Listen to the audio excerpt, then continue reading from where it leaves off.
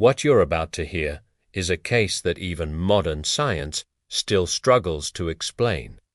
In 1940s India, a 4-year-old girl named Shanti Devi calmly walked up to her parents one evening and said something that would change their lives forever. "I wasn't born here. I lived in Mathura. My name was Lugdi Devi." At first, her parents laughed, assuming it was just a child's vivid imagination. But Shanti didn't stop there. She began sharing details, very specific details, about a life she supposedly lived before this one. She described a house in Mathura, a small shop across the street, her husband's name, Kedar Nath, and even the tragic fact that she had died during childbirth. She told all of this with the chilling clarity of someone recalling yesterday, not a past life.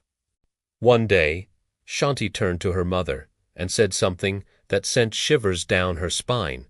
"Take me to my husband. He's still waiting for me." Her parents were terrified and confused, but the places and names Shanti mentioned were all real. So, they decided to do the unthinkable and take her to Mathura to see if her claims held any truth. What happened next remains one of the most compelling moments in reincarnation research. The moment Shanti stepped out of the car, she began leading the adults through the winding streets, roads she had never seen before in this lifetime. She walked with absolute confidence, turned down a narrow alley, pointed to a house, and declared, "This was my home." The man who opened the door froze in shock. It was Kedar Nath, the real husband of Lugdi Devi, the woman Shanti claimed to have been.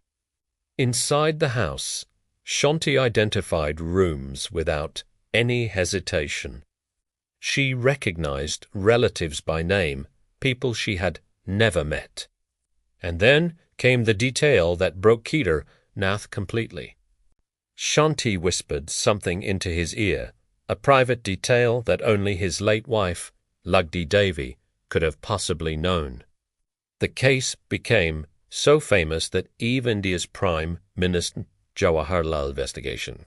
A full committee studied Shanti Devi for weeks, conducting interviews, cross-referencing facts, and performing memory tests.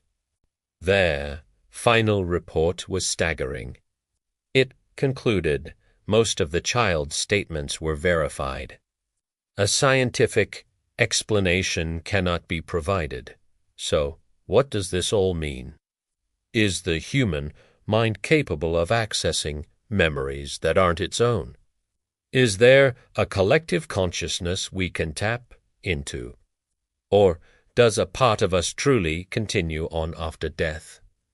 No one has a definitive answer, but one fact remains undisputed. Shanti Devi's story is still considered one of the strongest and most thoroughly documented reincarnation cases in modern history. What do you think happened? Let me know your theories in the comments below. Thanks for watching, and don't forget to subscribe for more stories that challenge what we think we know.